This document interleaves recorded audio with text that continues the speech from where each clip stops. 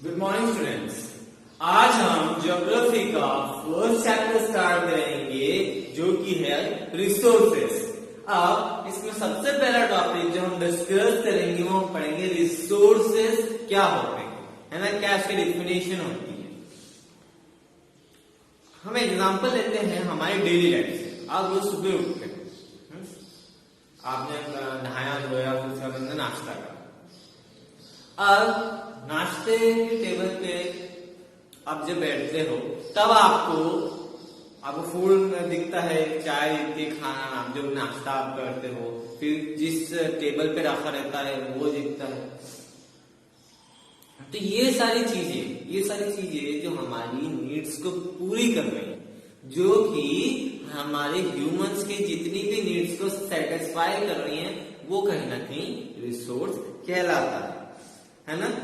अब जैसे कोई भी हमारे डेली रिक्वायरमेंट्स हो गया, सपोज आपको नहाने के लिए क्या चाहिए, एक बकेट चाहिए, उसमें पानी चाहिए, सोप चाहिए, ओके, शैम्पू चाहिए। अगर ये सारी चीजें हैं, इस वजह से हम नहा सकते हैं, तो ये भी एक टाइप का रिसोर्सेस हो गया।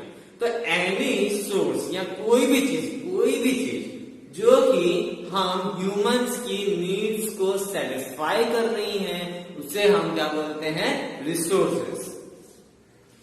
ओके, तो इसमें बहुत सारी चीजें आ गई। घर है, कहते घर जो बना है उसमें ब्रिक सीमेंट सब कुछ होता है, ये भी एक टाइप का रिसोर्सेस हो गया, क्योंकि ये हमारे नीड्स को सेटिस्फाई कर रहा है। कैसे कर रहा है, घर में रहने की जगह देता है, ओके, प्रोटेक्शन देता है।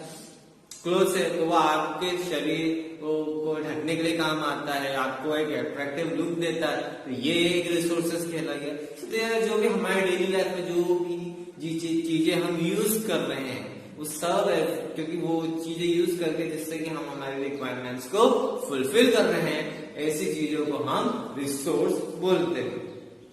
Okay, the things that are used to lead a comfortable life is known as resources. ऐसी कोई चीज जो कि हमारे नीड्स को सेटिस्फाई कर रही है और हमारी लाइफ को कंफर्टेबल कर रही है, उसे हम क्या बोलेंगे, resources. Now how are the bounties of nature converted into usable source? अब ऐसे कौन कौन सी बाउंड्रीज है नेचर जिसको कि हमने एक यूजेबल नेचर से, ऐसे कौन कौन से रिसोर्सेज हमारे पास है जिनको हमने यूज करा, कन्वर्ट करा एज ए यूजेबल रिसोर्सेज। अब नेचर हमें क्या क्या प्रोवाइड करती है? Nature provide us with air, water, sunlight and plants. We use all of them to meet our daily requirements. अब नेचर हमें क्या प्रोवाइड करा? Air, water, sunlight, even and plants. अब हम इन सभी चीजों को यूज कर रहे हैं। फॉर इंस्टेंस, हम जो सांस लेते हैं तो हमें हवा की जरूरत है, तो हमें कहां से मिल रही है? नेचर से। सन से हमें कौन सी एनर्जी मिलती है? Heat energy. फिर उसके बाद में पानी का हम यूज करते हैं drinking purpose, washing purpose, cooking purpose, बहुत सारे वेरियस पर्पस है पानी के। ओके, फिर बाद में we use this resources for the utility. Okay, हमें जितना भी यूजफुल काम होता है, जो भी हमारे हाउस होल्ड के वर्क्स होते हैं, दूसरे काम होते हैं, सब में इन सोर्सेज का कहीं ना कहीं यूजेस होता है। अब जैसे कि आपकी बुक में एक्टिविटी सेकंड है श्री साई प्रसादालय। वो जो पूरा जो प्रसादालय बना हुआ है, वहां पे कम से कम डेली के 80,000 डिवोटीज खाना खाते हैं, है ना। अब वहां पर सिलेंडर, जो गैस सिलेंडर से खाना पकाया नहीं जाता है, उसके लिए वो लोग सोलर एनर्जी का यूज करते हैं और ऐसे 14 डोम्स बना रखे हैं जिसके थ्रू सनलाइट आती है, जिससे कि दिन के समय उनको इलेक्ट्रिसिटी का यूज बिल्कुल भी नहीं करना।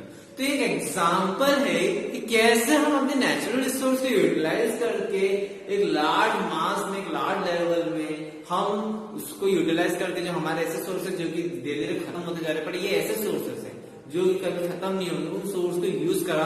तो ये कौन से सोर्सेज थे? नेचुरल रिसोर्सेज थे। हमने हीट एनर्जी को कन्वर्ट करा, उसको हमने in the form of gas use करा, जैसे जो इन द फॉर्म ऑफ हमने उसको आग के फॉर्म में यूज करा, उससे हमने खाना पकाया।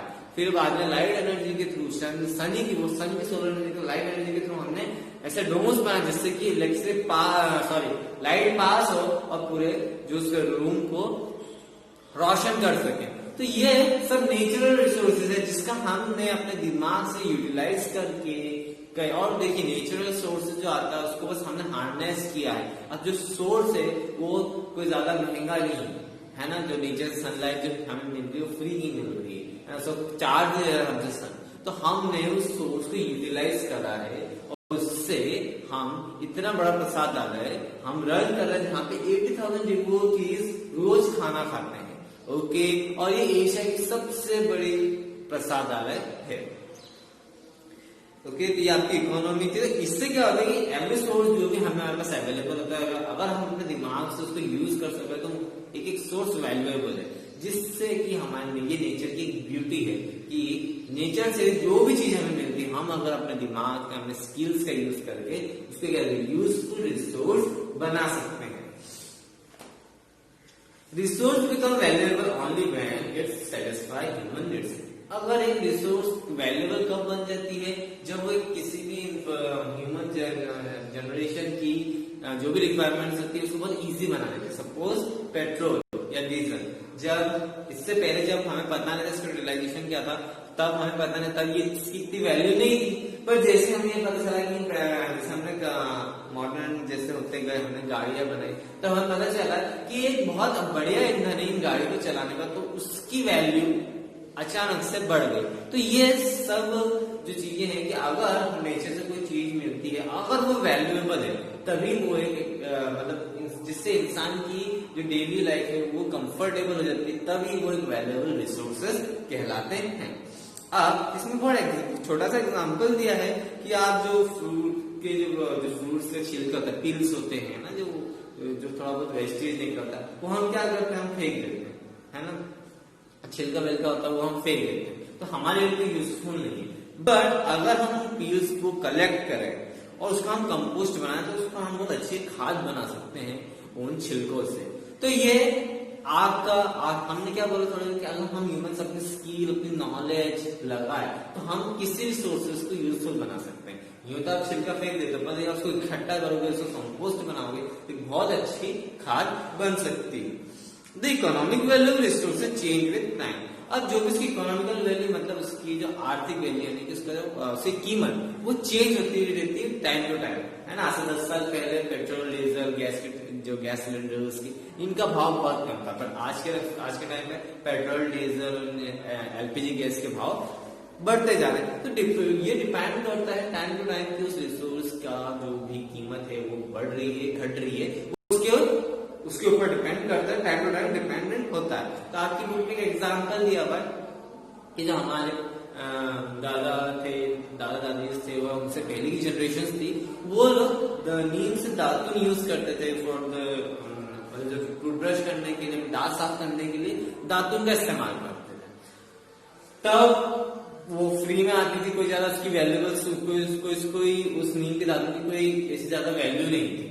बट लेकिन आज जब आप टीवी पे एडवर्टाइजमेंट देखते हो, तो बहुत बड़ी बड़ी कंपनियां दावा करती है कि हमारे टूथपेस्ट में इंग्रेडिएंट है, और बहुत सारे ऐसे कंज्यूमर ऐसे होते हैं कि सिर्फ उस नीम के दातुन का जो एड देखकर, जो रिसोर्सेस उसमें अवेलेबल है उसको देखकर वो टूथपेस्ट परचेज करते हैं। तो यहाँ पर जब तक हमें ये नहीं पता था वो सोर्स कितनी वैल्यूएबल थी, तब तक तो वो सोर्स बस ऐसे कोई ज्यादा वैल्यू नहीं थी।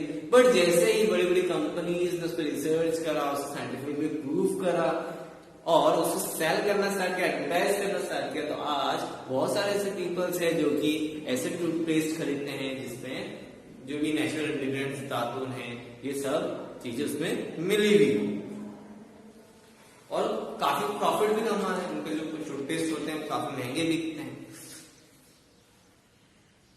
अब जो नेक्स्ट टॉपिक है, is there only one type of resources. In the past there were many useful elements that were available in nature, however humans were unable to use these elements for practical purpose because people lacked knowledge about how to use them।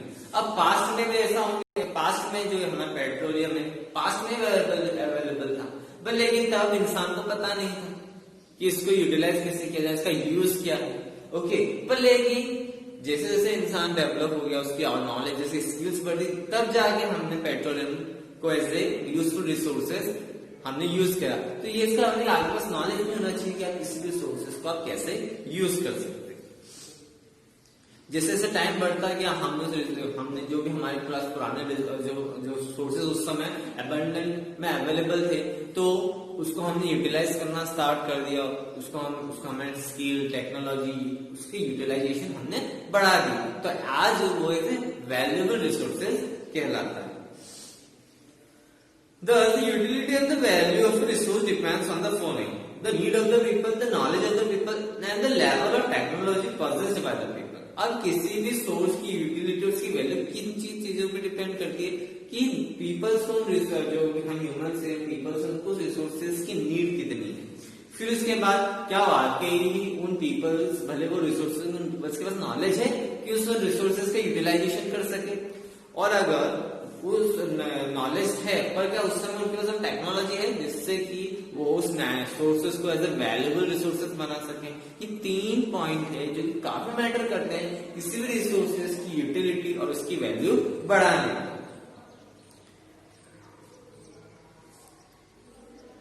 अब जैसे कि आपकी book में page number 62 में activity 3 में एक image दे रखी है, तो वहां पर एक लेडी है जो कि कपड़े का जो सूत्र का जो कपड़ा रहता है उससे वो क्लॉथ बना रही है। अब इससे पहले जब ये देखिए इसमें एक मशीनरी पूरी लगा रखी है जिससे कि वो क्लॉथ्स को सिल रही, मतलब जो प्लेन जो सूत के जो धागे होते हैं उनके बारी बारी एक थ्रेड्स को मिलाना, फिर बाद में इनको एक सिरे से जोड़ना और जब जाके आपका कपड़ा बनता है। तो ये टेक्नोलॉजी है कि इंसान ने आज के जमाने में टेक्नोलॉजी यूज करके बहुत जल्दी इन क्लोथ टेक्सटाइल्स को बना रहा है। ओके, जैसे कि अब जैसे हमारे मिनरल्स है ये लाखों सैकड़ों सालों पुराने, ये हमारे अर्थ की क्रस्ट के अंदर दबे हैं। उस टाइम इंसान के जैसे टेक्नोलॉजी नहीं थी कि हम उन मिनरल्स को एक्सट्रैक्ट करें और उसको यूज कर सके, बट नाउअडेज हमारे पास टेक्नोलॉजी है जिससे कि हम मिनरल्स एक्सट्रैक्ट कर पा रहे हैं, उसको यूटिलाइज कर पा रहे हैं। ओके, अब जैसे कि मेटल है, जैसे कि metal means in the form of the iron metal है ना। आयरन बहुत अर्ली टाइम में पाया, बहुत पहले पर से पाया जा रहा है आयरन। उसका यूटिलाइजेशन कब बढ़ा जब इंसान को ये पता चला कि हम इन आयरन मेटल से हम यूटेंसिल्स यानी कि हम बर्तन बना सकते हैं जो कि आज आप खाना बनाने में यूज कर सकते हो। तो ये किस वजह से टेक्नोलॉजी से डेवलप हुई, उस हिसाब से आप किसी भी सोर्सेस को आप मॉडिफाई करके आप उसको अपने डेली लाइफ में यूज कर सकते हो। और जो मैं अभी इमेज की बात कर रहा था उसमें एक वुमन वर्क कर रही विविंग मशीन में, जिसमें कि यान is being woven by two make it cloth. Yarns होते से ना बहुत सारे थ्रेड्स को जब इकट्ठा करते हैं उसको हम यार्न्स बोलते हैं, उसको जब इकट्ठा बनाते हैं तब उन सारे यार्न्स को एक साथ जोड़ के वो सिंगल पीस ऑफ क्लॉथ बना रही है। तो these form the different types of resources. Here yarn is made of cotton. अगर यार्न अगर हमने पॉलिटिकल सोशल लाइफ में क्लास 7 में हमने मार्केट ये शर्ट इन द मार्केट वाला चैप्टर पढ़ा था, तो उसमें हमने बेसिक पढ़ा था कि सबसे पहले बेसिक मटेरियल उसमें क्या है, कॉटन। कॉटन से यार्न बनता है, फिर उस यार्न से फिर हमारा मेन जो प्रोडक्ट बनता है क्लॉथ से कपड़ा बनता है। कपड़े को टेलर के पास जाया जाता है, वहां उसको सिला जाता है, उससे कटिंग की जाती है। तो ये सारे डिफरेंट फॉर्म्स ऑफ रिसोर्सेस है। हमारा बेसिक मटेरियल क्या था, कॉटन था। कॉटन से हमने यार्न बनाया, यार्न से हमने कपड़ा बनाया, कपड़े से हमने भी शर्ट पैंट जो भी बनाना वो बनाया। तो ये देखिए हमें सोर्सेस को हमने हमारे टेक्नोलॉजी हमारे स्किल्स के दाम पे हमने सिर्फ कॉटन से हमने क्या क्या बना दिया। जब कॉटन अगर रॉ मटेरियल रहता है तब आप इमेजिन कर सकते हो कि शर्ट बनेगा नहीं, पर लेकिन जब हमने इसका यार्न बनाया, यार्न से फिर हमने क्लॉथ बनाया, क्लॉथ से वेविंग मशीन के थ्रू, और देन क्लॉथ से हमने उस क्लॉथ को हमने प्रॉपर डिजाइनिंग दी और उससे हमने जो भी हमारे एडिटेड हमें जो मटेरियल चाहिए था क्लॉथ का वो हमने बनाया। The woman is a human resources and the machine represents a human made resources. Okay, अब इसमें जो कॉटन था या यार्न थी ये सारे नेचुरल हमें नेचर से मिलता है, उसकी खेती होती कॉटन की। ओके, तो ये नेचुरल रिसोर्सेस कहलाया। अब ह्यूमन मेड रिसोर्सेस कौन सी हुई, वीविंग मशीन। उसने वो ऐसी मशीन बनाई जिससे कि हम कपड़ा को बुन सके, है ना। तो हमारी वीविंग मशीन क्या हुई, ह्यूमन मेड, क्योंकि वो हम इंसान ने बनाई है। और उस सोर्स को बनाने वाला ह्यूमन और उस कॉटन और ह्यूमन मेड रिसोर्स को बना के एक प्रोडक्ट बनाने वाला कौन हो गया, ह्यूमन रिसोर्स, क्योंकि उसमें वो दिमाग लगे। तो ह्यूमन रिसोर्स और जो हम खुद हैं जिसपे, और नेचुरल रिसोर्सेस कौन हो गए आपका कॉटन, यार्न और वीविंग मशीन क्या होगी, ह्यूमन मेड, क्योंकि उसने क्योंकि वीविंग मशीन किसने बनाया, ह्यूमंस। ओके, नेक्स्ट लेक्चर में हम पढ़ेंगे how are natural resources classified. Natural resource के various classification, okay, on the basis of use, on the basis of their nature, so there are various वो classification क्या रखा है, कौन से रिन्यूएबल सोर्सेस है, कौन से नॉन रिन्यूएबल सोर्सेस है। ओके, उसके साथ साथ हम ये पढ़ेंगे कि हम रिसोर्स को कैसे कंजर्व करें और ह्यूमंस एक वैल्यूएबल रिसोर्सेस हैं या नहीं है, इसके बारे में हम डिस्कस करेंगे। Thank you.